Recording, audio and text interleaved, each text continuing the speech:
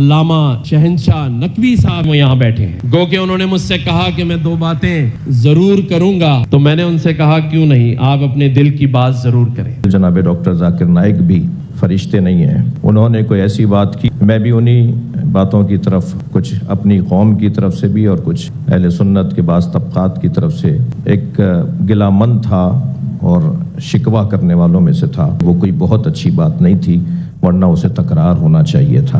افسوس کی بات ہے قرآن مجید میں ادھر نہیں لکھا ہوا ہے شیعہ, سنی, حنفی, شافعی, حنبلی, مالکی. تو ماشاءاللہ میرے منچ پہ آ کے میرے خلاف بات کی, پھر بھی مجھے کوئی گلا شکوہ نہیں, کیونکہ ذاکر کو گالی دینے سے آپ کو جنت میں بینڈ نہیں ملے گا.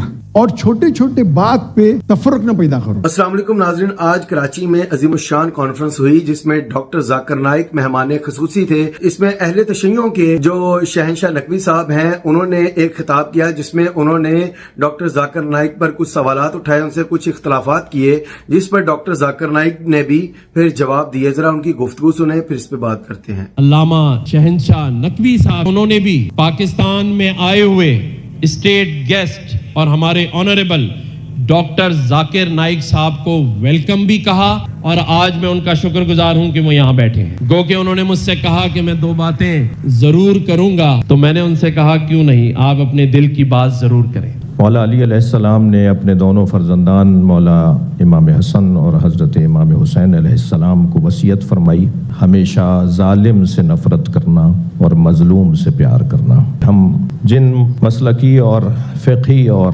مختلف تاریخی حقائق کو بیان کرتے ہوئے اس بات کا خیال اگر نہ کریں کہ اس سے جو اعلیٰ اور عرفہ مقاصد کو ٹھیس پہنچتی ہے, تو یقیناً وہ امت کے لیے مفید نہیں ہے. حقیقت ہے کہ تاریخی حقائق ہیں اور یقیناً کوئی ہم میں سے معصوم نہیں ہے. صدر محفل جناب ڈاکٹر ذاکر نائک بھی فرشتے نہیں ہیں. اگر کبھی کسی کے سوال کے جواب میں انہوں نے کوئی ایسی بات کی ہو جس کی طرف کچھ میرے بھائی جناب گورنر سندھ ڈاکٹر جناب کامران صاحب حفظہ اللہ نے بات کی, میں بھی انہی باتوں کی طرف, کچھ اپنی قوم کی طرف سے بھی اور کچھ اہل سنت کے بعض طبقات کی طرف سے ایک گلہ مند تھا اور شکوہ کرنے والوں میں سے تھا کہ یقیناً ایسا ہو جاتا ہے اور اس کو بار بار بھی نہیں دہرایا گیا, اسے بار بار بھی نہیں کہا گیا. لہٰذا ہمیں ان باتوں کو نظر انداز کرتے ہوئے اس کی توقع رکھنی چاہیے کہ خود میں اور مجھ جیسے خطیب اور ڈاکٹر صاحب جیسے دانشور جنہوں نے لاکھوں لوگوں کو نیک اور ایک بننے کی بات کی ہے, ان سے بھی یقیناً کوئی ایسی بات ہو سکتی ہے, مگر تکرار نہ ہونا خود اس بات کی دلیل ہے کہ وہ کوئی بہت اچھی بات نہیں تھی, ورنہ اسے تکرار ہونا چاہیے تھا, اسے بار بار بولا جانا چاہیے تھا. اگر کس کو میری تقریر سے غلط فہمی ہے, انسان نے غلطی کر سکتے اور میں بھی غلطی کر سکتا ہوں, میں بھی انسان ہوں. تو یہ اسلام کا اصول ہے. اسلام کا اصول ہے کہ یکسانیت پہ آؤ اور چھوٹے چھوٹے بات پہ تفرق نہ پیدا کرو. جو آیت جو پڑھی تھی سورہ عمران کی سورہ نمبر 3 آیت نمبر 103, وَاعْتَصِمُوا بِحَبْلِ اللَّهِ جَمِيعًا وَلَا تَفَرَّقُوا. آؤ ہم اللہ سبحانہ و تعالیٰ کی رسی کو پکڑے. اللہ کی رسی ہے قرآن اور صحیح حدیث, اس کو پکڑو اور آپس میں مت بٹو. تعالوا الی کلمۃ سواء بیننا و بینکم, آؤ ہم اس بات کی طرف جو آپ اور ہم میں یکساں ہے. اور میں ایک سٹیپ آگے جاتا ہوں, اس آیت کو میں مسلمانوں پہ بھی استعمال کرتا ہوں. ہم مسلمان بھی الگ فرقے میں بٹے ہوئے, تو میں کہتا ہوں تعالوا الی کلمۃ سواء بیننا و بینکم, آؤ ہم اس بات کی طرف جو آپ اور ہم میں یکساں ہے. افسوس کی بات ہے ہمارے اسلام میں فرقے بنانا حرام ہے. ہمارے وہاں دیگر فرقے ہیں, اور جو 4 اہم مذہب ہے جس کے بانی امام ابو حنیفہ, امام مالک, امام شافعی اور امام احمد بن حنبل, میں اللہ موسی اونال رحم اللہ, سب کی عزت کرتا ہوں. وہ ہمیں دین سکھانے کے لیے آئے. لیکن اگر آپس میں کچھ اختلاف ہے تھوڑا سا, اس اختلاف کی وجہ سے ہم آپس میں جھگڑا نہیں کرنا چاہیے. اسی لیے آپ پڑھیں گے قرآن میں لکھا ہے قال اننی من المسلمین. اگر کوئی پوچھتے آپ کون ہے, آپ کو کہنا چاہیے میں ہوں مسلم. قال اننی من المسلمین. مجھے کوئی گلا شکوہ نہیں اگر کس نے تعلیم حاصل کی دیوبند میں یا بریلوی میں یا مدینہ میں, اپنے آپ کو دیوبندی کہتا ہے, بریلوی کہتا ہے, مدنی کہتا ہے, مجھے کوئی گلا شکوہ نہیں. لیکن اس کے وجہ سے آپس میں they should not be differences, آپس میں بٹوارا نہیں ہونا چاہیے اسی آیت کے. اور ہم دیکھیں گے اگر آپ تحقیق کرتے ہیں یہ جو مذاہب ہے یا فرقے ہے اس کے اندر ڈفرینس بہت کم ہے. یکسانیت 95% کے اوپر ہے. اگر ڈفرینس ہے، اختلاف ہے، تو 2%، 3%، 4%. ہم مسلمان یہ 2% اور 3% پہ جھگڑا کرتے رہتے. تعالوا الی کلمۃ سواء بینکم، آؤ ہم اس بات کی طرف جو آپ اور ہم میں یکساں ہے. ہم جب کانفرنس کرتے ہیں بامبے میں، ہمارا جو پیس کانفرنس ہوتا ہے، ہم مسلمان کے دیگر جماعت کو سے بلاتے ہیں، اور میرا اصول ہے کہ جو میرے خلاف بھی بات کرتا ہوں اس کو بھی بلاتا ہوں میں. تو لوگ مجھے پوچھتے ہیں ذاکر بھائی کیا کر رہے ہیں آپ، وہ آپ کے خلاف بات کر رہے ہیں، آپ اسے بلا رہے. تو میں کہتا ہوں ان سے کہ قرآن اور حدیث میں کوئی بھی آیت نہیں، میں قرآن میں کوئی بھی آیت نہیں جانتا ہوں، کوئی بھی حدیث نہیں جانتا ہوں جس میں لکھے ہے کہ آپ ڈاکٹر ذاکر نائک کے خلاف بات کریں گے تو جنت میں لے جائیں گے. جو مسلمان اللہ اور اللہ کے رسول بات کرتا ہے، اس سے محبت کرتا ہے، میں اسے بلاؤں گا. میرے خلاف ہے، مجھے کوئی گلا شکوہ نہیں.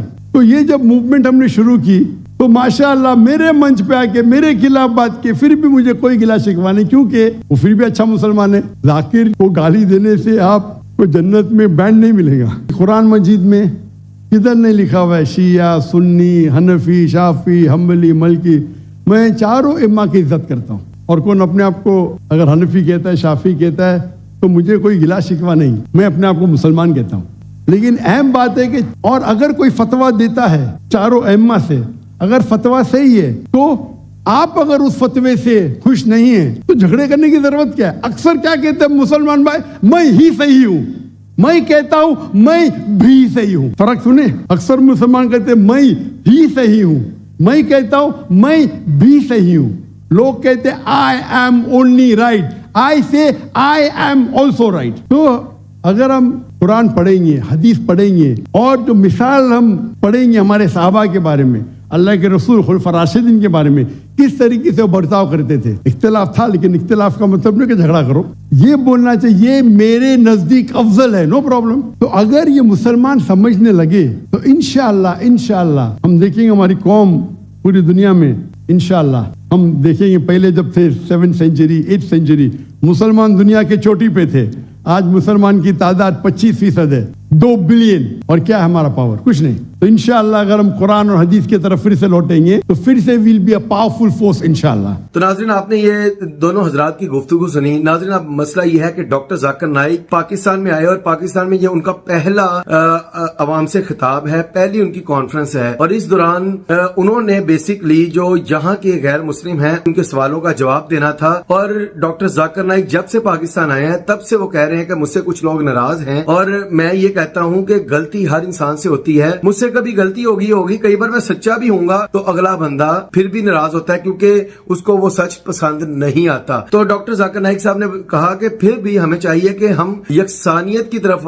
آئیں. جو ہمارے مسلمانوں کے درمیان میں مسالک ہیں، جن میں کچھ جو اختلافات ہیں ان کو سائڈ پہ کریں، اور جو یکساں باتیں ہیں جس طرح توحید ہے، رسالت ہے، ان معاملات میں ہم آگے آئیں اور مل کر کام کریں، تاکہ امت مسلمہ جو پہلے ہی اتنی بٹی ہوئی ہے اور اتنی کمزور ہو چکی ہے، اتنے مفاد پرست ہوئے ہیں کہ وہ ایک دوسرے کو ڈیفینڈ نہیں کرتے، کیونکہ کسی کو مسلکی طور پر اختلاف ہے، کسی کو کوئی اختلاف ہے، کسی کو کوئی اختلاف ہے، جس کی وجہ سے غیر مسلموں کو یہ موقع ملتا ہے کہ وہ مسلمانوں پر اٹیک کریں یا مسلمانوں پر وہ جھوٹے الزامات ڈالیں، سازشیں کریں. تو ناظرین، جس طرح سے شہنشاہ نقوی صاحب اختلافات کر رہے تھے اور ڈاکٹر ذاکر نائک کو غلط ثابت کرنے کی کوشش کر رہے تھے، اگر ڈاکٹر ذاکر نائک بھی کچھ ایسے مزاج کے ہوتے تو وہ بھی آگے سے بحث کرنی شروع کر دیتے تو سارا معاملہ خراب ہو جاتا، ساری کانفرنس خراب ہو جاتی، اور پاکستان کے جو دنیا کی نظر میں امیج آتا وہ بھی سب کے سامنے ہے کہ ایک مہمان کو بلا کر اس کو کس طرح سے اس کو انسلٹ کرنے کی کوشش کی جا رہی ہے. لیکن ڈاکٹر ذاکر نائک کا ایک بڑا کمال ہے کہ وہ نبی پاک صلی اللہ علیہ وسلم کی سیرت کو فالو کرتے ہیں. کوئی نبی پاک صلی اللہ علیہ وسلم کے بارے کو پتھر مارتا تھا، کوئی گالی دیتا تھا، کوئی کوڑا پھینکتا تھا، نبی پاک صلی اللہ علیہ وسلم پھر بھی اس کے لیے دعا کیا کرتے تھے. تو ڈاکٹر ذاکر نائک کی بھی نیچر بڑی زبردست ہے کہ ڈاکٹر ذاکر نائک بھی غصہ کرنے کی بجائے یا تو بات کو اگنور کرتے ہیں یا بڑے پیار سے اس کا جواب دے دیتے ہیں. تو جواب آپ نے سن لیا. تو میرے خیال سے یہ زیادتی اور نامناسب رویہ تھا. تو شہنشاہ نقوی صاحب کو ایسا نہیں کرنا چاہیے تھا. آپ کس بارے میں کیا رائے ہے؟ اپنی رائے کا اظہار کریں. اگلی ویڈیو میں ملتے ہیں، تب تک کے لیے اللہ حافظ.